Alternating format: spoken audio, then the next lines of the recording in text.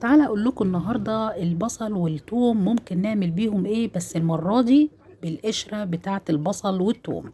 وطبعا احنا عامه في اي تتبيله احنا بنحب ان احنا نحط البصل والثوم في كل تتبيلات. فالنهارده هعملهم مع بعض وهنعملهم ميكس مع بعض، ان احنا هنعملهم خلطه تبقى جاهزه، بدل ما تاخدي باودر لوحده من الثوم والبصل نفس الحكايه. هنعملهم مع بعض ونستخدمهم في جميع التتبيلات.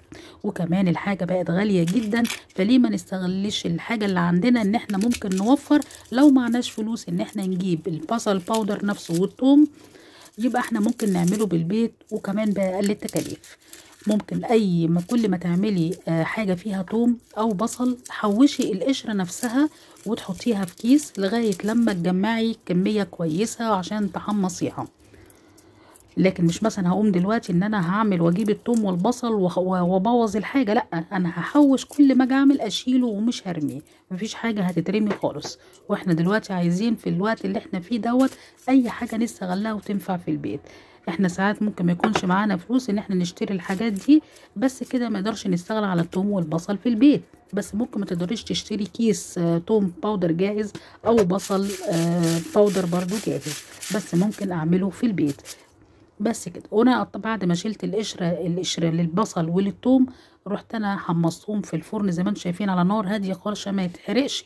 وبعد ما هدي، بصي بقى عمال يتكسر معايا. وبعد كده بقى هجيب المطحنه بتاعتي وابتدي ان انا اطحنهم كويس جدا.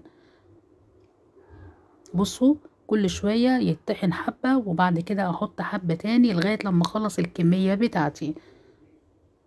ايه المشكلة لما انا اعمل كده؟ يعني ليه؟ طيب ما احنا مثلا في الظروف دلوقتي ان احنا ممكن نستغل اي حاجة في البيت، وكل واحد وظروفه على قده، ممكن ما بيقدرش ان هو ممكن يشتري الحاجة، لكن ممكن اعمل البديل ليها في البيت. وانا شايفة الطريقة دي كويسة جدا للتتبيلات. وكمان عملتهم مش كل واحد لوحده، لا، ده انا حطيتهم على بعض، لان في كل تتبيلة بنحط عادي البصل والثوم مع بعض. بس كده لغاية لما اخلص الكمية كلها. وفي الاخر هحط معلقة صغيرة من الملح، هتحافظ عليها وفي نفس الوقت هتخليها تساعدها انها تضرب كويس وتبقى ناعمة. وبعد ما تخلصي الطحن بتاعها، بتجيبي بقى برطمان يكون ناشف وتروحي حاطاه فيه وقت ما تكوني عايزاه. انا بصراحة بحط حاجتي في التلاجة، وبعد كده كل ما اعوز اخد منها على حسب احتياجي. بصوا المنظر عامل ازاي. يا ريت انتوا كمان تحاولوا تستغلوا اي حاجة عندكم في البيت ممكن تعملوها وتوفروا بدل ما تكلفوا نفسكم فلوس كتير.